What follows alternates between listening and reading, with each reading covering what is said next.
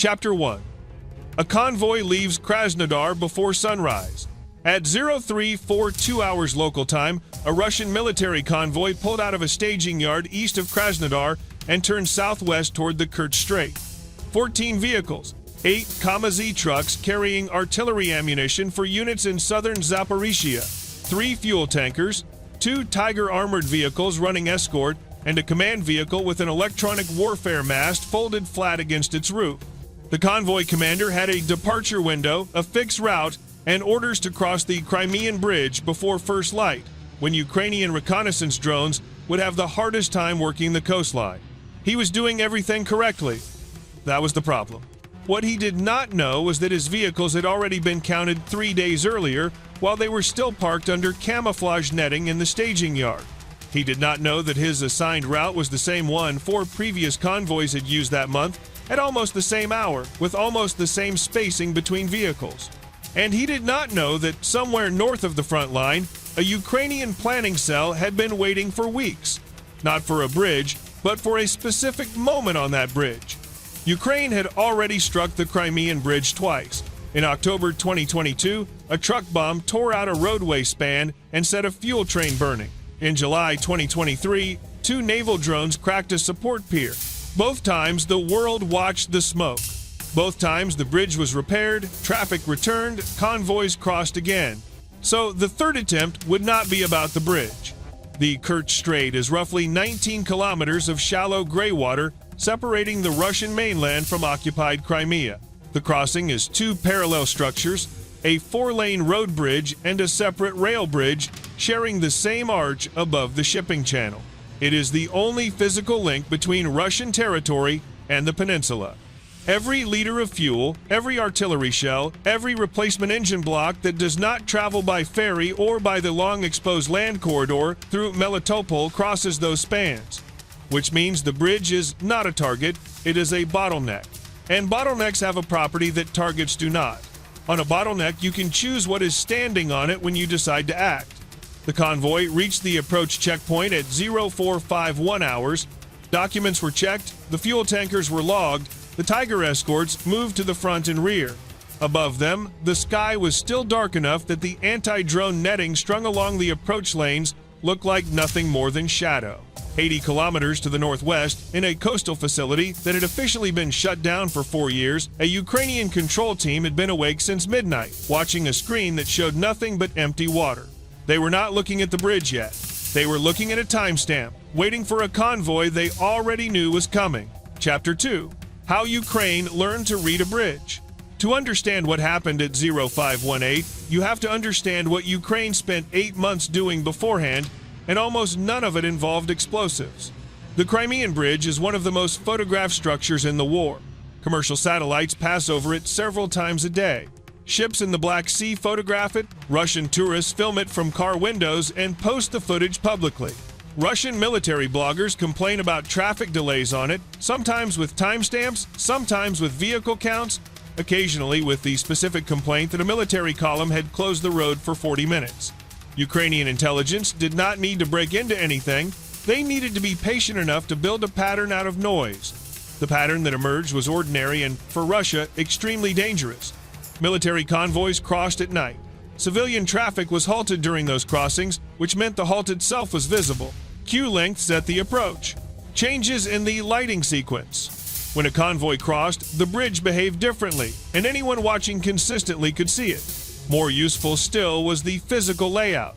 The road bridge runs low over the water for most of its length, sitting on hundreds of concrete piers only a few meters above the surface. Then, near the shipping channel, it climbs into the arch. Vehicles cannot leave the roadway. They cannot disperse. They cannot take cover. A convoy on the low span is a line of vehicles moving at a fixed speed on a fixed line, with water on both sides. So, Ukrainian planners built a model, not of the bridge as a structure, but of the bridge as a schedule. Average convoy length, average crossing speed of 40 to 60 kilometers per hour, average spacing of 40 to 80 meters. Average time for a 14-vehicle column to move from the eastern approach to the arch, roughly 9 minutes. 9 minutes in which the column existed as a single, uninterruptible object. Russia had spent those same 8 months hardening the bridge itself. Barges were sunk and chained near the piers to block surface drones. Anti-torpedo nets were strung underwater. Trained dolphins were stationed in pens near the shipping channel. Smoke generators were installed along the spans, capable of hiding the entire structure inside a chemical fog. Jamming masts were positioned at both approaches, and satellite navigation across the strait was corrupted so heavily that civilian ships regularly reported their position as being somewhere in the middle of Kerch itself. All of it protected the bridge. Almost none of it protected the things on top of the bridge. That is the distinction Ukraine had been waiting for. Concrete can be repaired in weeks. 8 trucks of artillery, ammunition, and 3 fuel tankers cannot be repaired at all. And if they detonated on the roadway, they would do the structural damage for you, from above, from inside the protected zone, past every net and barge and dolphin pen in the strait. Russia had built a shield around a doorway and kept sending its most flammable cargo through the doorway anyway. Chapter 3. The systems that were supposed to see it coming. At 0459 hours, the convoy began moving onto the eastern approach. At the same moment, a Ukrainian aerial vehicle at an altitude of roughly 70 meters crossed a line on a map 11 kilometers north of the strait, over open water, and the strait's air defense picture began to fail. Not collapse. Fail quietly, which is worse. Russia had layered the approaches carefully. A podlet low-altitude radar covered the northern sea sector. 2 Pantsir S-1 systems sat on the Taman side, one near the road approach and one covering the rail line. A Tor M2 sat on the Kerch side. Mobile gun teams were positioned on the bridge service platforms, and the repellent and pole 2-1 electronic warfare complexes blanketed the crossing with jamming built specifically to strip drones of satellite navigation. That jamming was the centerpiece of the entire defense. Russian planners had reasoned, correctly, that almost every long-range Ukrainian strike drone in 2022 and early 2023 depended on satellite positioning to find a fixed target. Remove the satellites and the drone becomes a machine flying confidently in the wrong direction. The vehicles approaching the strait that morning were not doing that. They were flying on inertial navigation, using gyroscopes and accelerometers to track every change in heading, speed, and altitude from a known launch point. No signal to receive, nothing to jam. Inertial navigation drifts, accumulating error over distance and over 100 kilometers. That drift can reach several hundred meters against a house. That matters. Against a 19-kilometer bridge running east to west across your flight path, it does not. You cannot miss a wall by aiming at a wall. For the final approach, they carried something the jammers could not touch at all: a forward-looking camera and an onboard processor holding stored reference imagery of the bridge itself. The arch, the pier spacing, the guardrail line, the shadow geometry of the roadway. The machine did not need to know where it was, it needed to recognize what was in front of it. And the Crimean bridge is possibly the most visually distinctive structure in the Black Sea. At 0503, the podlet operator on the Taman side registered 2 intermittent returns over the water to the north. They appeared, split, merged with sea clutter, and vanished. He logged them and kept scanning. Low-altitude returns over choppy water are the oldest false alarm in the business. Waves reflect. Birds reflect. Cargo ships throw ghosts. 90 seconds later, there were 9 returns. The Pantsir crews were alerted. Radars turned north. And here the first real problem appeared, the one no equipment could solve. The bridge lay between the incoming vehicles and the defenders, and the convoy was already on it. Any engagement over the low span meant firing along a line that ended in 14 vehicles, 3 of them full of fuel. The Pantsir commander did what he was trained to do. He requested confirmation and a firing authorization from Sector Command. That request took 40 seconds to acknowledge. The convoy was, at that moment, 4 minutes from the arch. Chapter 4. 9 minutes on a line with no exits. At 0507, the convoy commander in the lead Tiger received a radio warning that air defense had unidentified contacts to the north, and that vehicles should increase speed and maintain spacing. Both instructions were correct. Both made his situation worse. Increasing speed meant closing the distance to the arch, the narrowest and structurally most sensitive section of the crossing. Maintaining spacing meant the column stayed strung out over nearly a kilometer of roadway, which is excellent doctrine against a single strike and completely useless against a strike designed around a line. There was no third option. That is the entire point of a bridge. He could not turn around because 8 vehicles were behind him and the lanes were split by a concrete barrier. He could not pull off because there is no shoulder wide enough for a loaded kamikaze. He could not disperse because dispersal requires space, and space is the one thing a bridge does not have. Ukrainian planners had described this exact condition in their assessments for months, using a phrase that came out of naval targeting rather than air warfare. A convoy on the Kerch crossing was not a group of 14 targets. It was one target 900 meters long, moving at 50 kilometers per hour, with a known heading and no capacity to maneuver. At 0509, the repellent complex on the Kerch side went to maximum output. Its directional array swept north, hunting for control links, command uplinks, video downlinks, anything connecting the approaching machines to a human being. It found several signals and buried them under noise within seconds. On the Russian screens, this looked like a win. The links dropped. Operators in Kerch reported the contacts had been isolated. They had been. It changed nothing. The northern group had already transitioned to terminal mode. Their route was stored. Their reference imagery was stored. Their aim points, expressed not as coordinates but as recognizable shapes, were stored.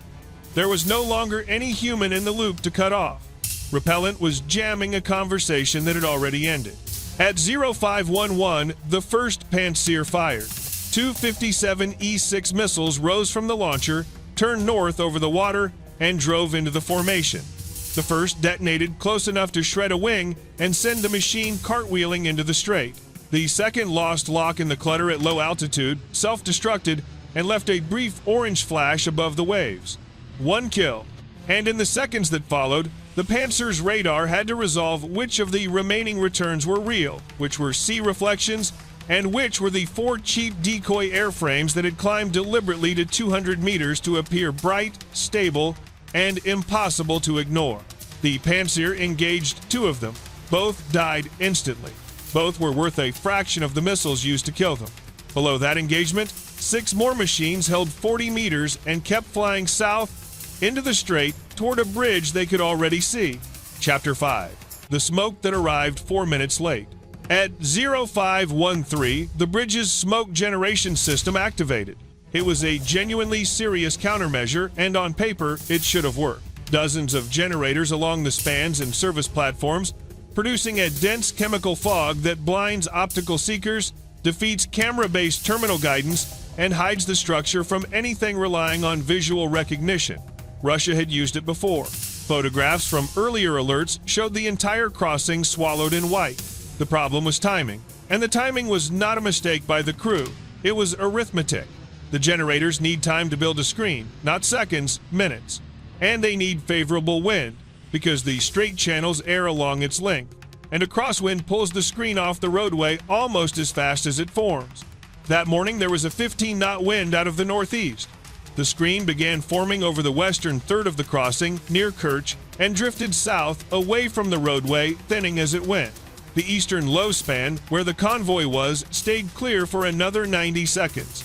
By the time meaningful density reached the arch approach, the lead machines were already inside the recognition envelope, and the terminal processors were not looking for the bridge as a whole. They had been given something more robust. They were looking for edge geometry. The long parallel lines of guardrail, the repeating rhythm of pier spacing, the rise angle where the low span begins climbing toward the arch. Smoke degrades that. Partial smoke, blowing across in bands, does not erase it. Between 2 drifting curtains, one machine found the guardrail line, matched it against stored imagery, corrected 4 degrees left, and descended. Then it found something better. Because on the roadway, in a partly obscured optical scene, the hottest and most geometrically distinct objects were not the concrete. They were 14 vehicles with running engines, moving in a line, throwing exhaust plumes into cold pre-dawn air. A smokescreen designed to hide a static gray structure does very little to hide a moving column of heat sources on top of it. At 0515, the Tor M2 on the Kerch side acquired 2 low contacts at 6 kilometers and fired. One machine took fragments through the tail and went down 200 meters short of the eastern approach, hitting the water in a flat white burst. The second continued, damaged, trailing debris, still holding heading. The tour crew shifted to reacquire, and their radar swept across the bridge itself. Hundreds of tons of steel and concrete, guardrails, lighting masts, the arch, the return saturated. For 4 seconds, they were looking at a wall. 4 seconds is not a long time. On the Kerch crossing at 50 kilometers per hour, 4 seconds is the difference between the third truck and the sixth. The convoy commander saw the water erupt to his left, felt the pressure change through the windshield, and pushed his speed up again because the arch was ahead and the arch felt irrationally like the far side. He had 400 meters to go. Behind him, in the middle of the column, were the 3 fuel tankers. Chapter 6, 0518. At 0518 and roughly 11 seconds, the first vehicle reached the roadway. It did not hit the arch. It did not hit a support pier. It came in low along the length of the span, matched the guardrail line, and struck the 6th vehicle in the column, the lead fuel tanker, slightly forward of the tank saddle. What followed was not the strike. What followed was the cargo. A loaded fuel tanker carries between 20 and 30,000 liters. When the shell ruptures and the contents are aerosolized and ignited at the same moment, the result is not a fire that grows. It is an expansion that happens faster than the eye can process, a white-orange sphere that lifts off the roadway and takes the surrounding air with it. The 2 vehicles immediately behind were inside that sphere before their drivers had finished registering the flash ahead. The second tanker went off 6 seconds later, not from a separate strike, but from proximity. The roadway deck of the Crimean bridge is designed to carry weight downward, load, wind, thermal expansion, the vibration of thousands of vehicles a day. It is not designed to absorb a sustained overpressure event from above, followed by a fuel fire burning hot enough to change the behavior of structural steel. At 0518 and 40 seconds, a second machine struck the 11th vehicle in the column, an ammunition truck. That detonation did something the fuel could not. Artillery ammunition does not deflagrate. It detonates, and it does so sympathetically, one crate initiating the next. And the total energy released is not the sum of one truck, but of everything in the chain. 2 more ammunition trucks went up within a length. Fragments crossed the median barrier into the opposite lanes. 200 meters of guardrail was stripped away entirely. Inside the Tor M2 crew compartment, the radar was still trying to resolve contacts. The operator later described, in an account repeated across Russian military channels for weeks, a screen filling with returns he could not classify because the bridge itself was now throwing burning debris into the air across nearly half a kilometer. The convoy commander's Tiger made the arch. He got across. 4 vehicles ahead of the fuel tankers reached the Crimean side. The other 10 did not exist as vehicles anymore. At 0521, the roadway deck between piers on the eastern low span failed. Not the arch, not the shipping channel section. The low span, the part nobody had spent money hardening, because nobody had modeled a scenario in which the load destroying it would be delivered by Russia's own logistics. 2 deck sections dropped. Burning fuel went into the strait and kept burning on the surface.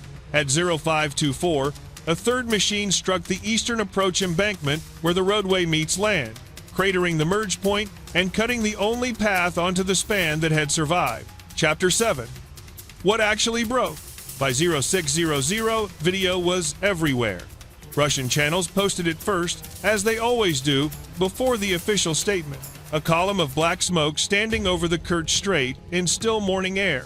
Visible from Kerch, visible from Taman, visible from the ferry terminal. The Ministry of Transport announced traffic had been suspended. The governor of Crimea urged residents not to travel to the bridge. Within an hour, the queue on the Taman approach was several kilometers long and not moving. The natural way to measure this is to ask how much of the bridge fell down. That is the wrong question, and it was the wrong question in 2022 and 2023 as well. The bridge is a logistics artery, and an artery is measured by throughput. Before that morning, the road crossing moved military and civilian traffic continuously with convoy windows at night. After that morning, the eastern low span had 2 failed deck sections, the eastern approach merge was cratered, and the surviving lanes were unusable until engineers could certify that the deck had not been thermally compromised across a far wider area than the visible damage. That certification is the expensive part. Steel held at high temperature does not always show what happened to it. It can look intact, hold its shape, pass a visual inspection, and still have lost a meaningful share of its yield strength. You cannot look at a span, decide it seems fine, and start running loaded ammunition trucks across it. You have to test. Testing takes weeks. Weeks in which throughput on that structure is zero, which pushes everything onto two alternatives. The rail crossing, a separate structure that carries far more tonnage per movement and is far more scheduled, far more predictable, and therefore far easier for Ukraine to watch. Or the land corridor through Melitopol and Mariupol, a road running within reach of long-range Ukrainian artillery and drone teams for hundreds of kilometers. There is a phrase used in logistics planning about routes like this: a single point of failure is not a route, it is a hostage. There was a second effect too, less visible and arguably more damaging. Every convoy commander in the southern grouping now knew what the crossing looked like at 0518 that morning. Behavior changes. Convoys get smaller, which means more crossings for the same tonnage. Spacing increases, which means longer closure windows. Crossings shift to less predictable hours, which disrupts everything downstream that depended on them arriving on schedule. Ukraine did not need to keep striking the bridge to achieve that. They needed to do it once, at the right moment, and let the memory do the rest of the work. Russia moved additional Pantsir batteries to the strait within 72 hours. More smoke generators were installed. The barge barriers were extended. Crossing procedures were rewritten to break large columns into smaller serials with wider intervals. Ferry capacity across the strait was expanded again, which is itself an admission because the ferries were the thing the bridge had been built in 2018 to replace. All of it was a response to the last attack, which is the position no defender wants to occupy, and all of it added cost to a crossing that was already the most expensively protected stretch of infrastructure in Europe. None of it addressed the thing that had actually been exploited, because that thing was not a gap in the defenses. It was the requirement to use the bridge at all. Chapter 8. The arithmetic nobody wanted to run. Consider what each side spent. Ukraine committed roughly 9 to 11 long-range aerial vehicles, several of them decoys costing a fraction of the strike platforms. Total expenditure somewhere in the range of a few $100,000. 4 were shot down. From Russia's perspective, that is a defensive success rate that would look respectable in any after-action report. Russia expended, by conservative accounting from the engagement itself, at least 6 surface-to-air missiles from Pantsir and Tor systems, each costing significantly more than the machines they destroyed. It lost 10 vehicles, including 3 fuel tankers and 5 ammunition trucks. It lost the cargo, several hundred tons of artillery ammunition intended for units that had been firing at a reduced rate for 6 weeks, specifically because of supply constraints. It lost roadway deck sections requiring specialist engineering, and it lost throughput on the only direct link to a peninsula holding 300,000 people and a fleet headquarters. The defenders won almost every individual engagement they entered. They still lost the morning. That gap between tactical performance and operational outcome is the entire lesson of this war's deep strike campaign, and it is not a new lesson. It is the same one every layered defense has learned since the first time somebody flew below a radar horizon. A defensive system defends a point. An offensive system attacks a process. Points can be reinforced. Processes have to keep running. And anything that keeps running can be timed. There is a fair objection here, and it deserves to be stated plainly. Some analysts argued afterward that this strike mattered less than the 2022 truck bombing because less structure came down. Structurally, that is true. But a bridge with a hole in it and a bridge that commanders no longer trust with fuel and ammunition are different problems, and only one of them is fixed with concrete. There is a harder objection too. Striking a crossing used by civilians carries risk that no operational logic erases, and both previous attacks on this bridge killed civilians. That reality sits inside every assessment of the Kerch crossing, and it does not disappear because the target on a given morning was military. Chapter 9. The bridge is still standing. By the end of that week, Russian engineers had cleared the wreckage. Cranes lifted the burned frames of the Kamazed trucks off the deck and dropped them onto barges. The failed deck sections were surveyed, replacement panels were fabricated on the mainland, traffic returned in stages, first one lane, then two, then with weight restrictions that stayed in place far longer than the official statements suggested they would.